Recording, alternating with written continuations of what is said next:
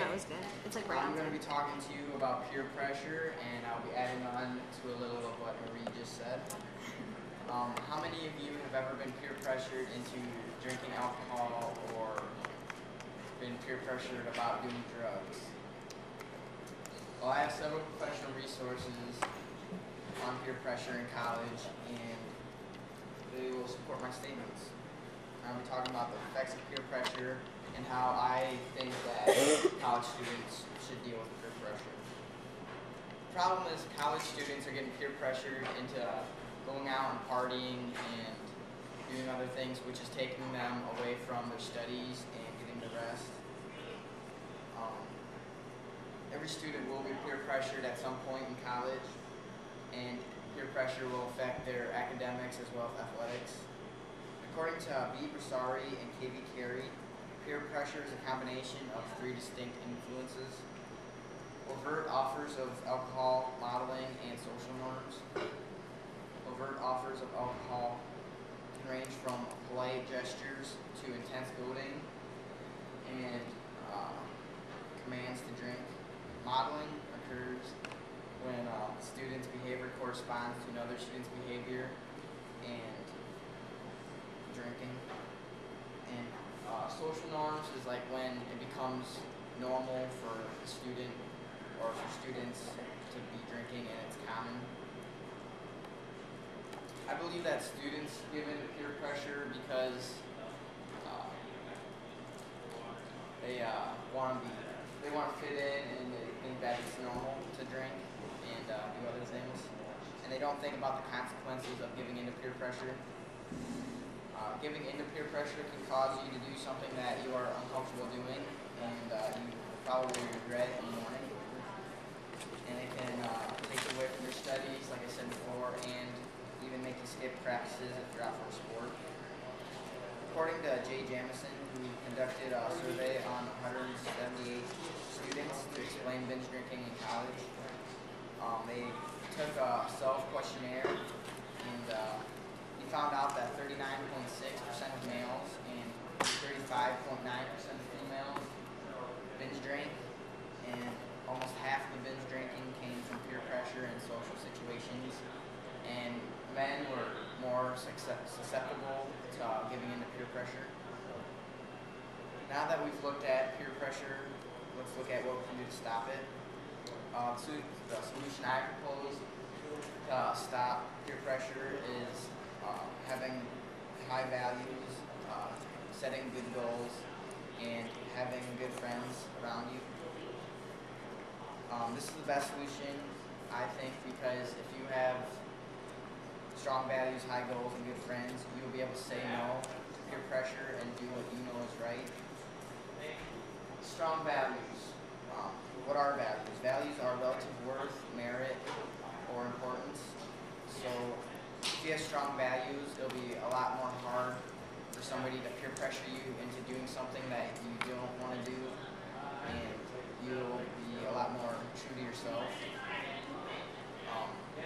Quote up there by Terrio: "Every man at the bottom of his heart wants to do right, but he can do right, he knows right.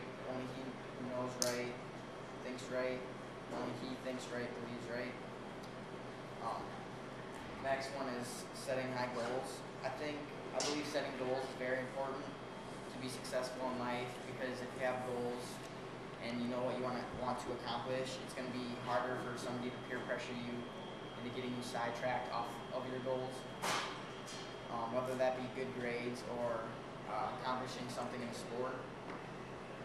Albert Einstein said, "If you want to live a happy life, tie it to a goal, not to people or things."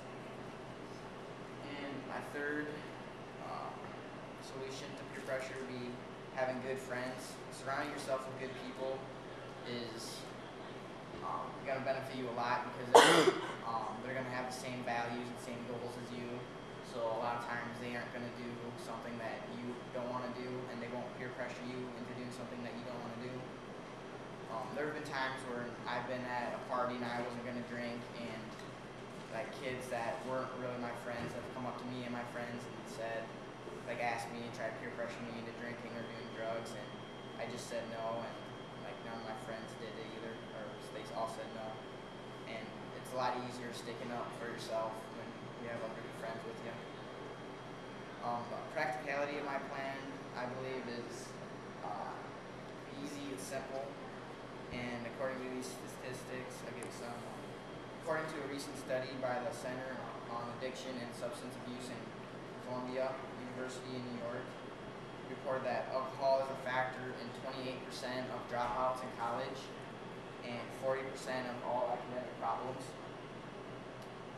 It also reported that over a 2-week span, 42% of all students were involved in binge drinking. And Haynes surveyed 1,000 students and found 45% actually drank excessively, which was lower. They estimated that it would be 70%. I surveyed my public speaking class, and I found out that 90% of them have been peer pressured about drinking alcohol, and over 80% have been peer pressured about doing drugs. Not that they did those things, but they were just peer pressured about them. Now that we've explored the problem and possible solutions, visualize my plan as the best choice because it is the most practical. And I want to challenge you to all go out, or if you do go out this weekend or next time you do go out, just be yourself and do what you know is right and what you want to do. Don't do something because everybody else is doing it. Do something because you want to do it. That's it. Any questions? Yes, yeah. Do you believe that there's a positive side of peer pressure? Yeah, I believe there's good peer pressure, especially in like sports or if you're studying in a group.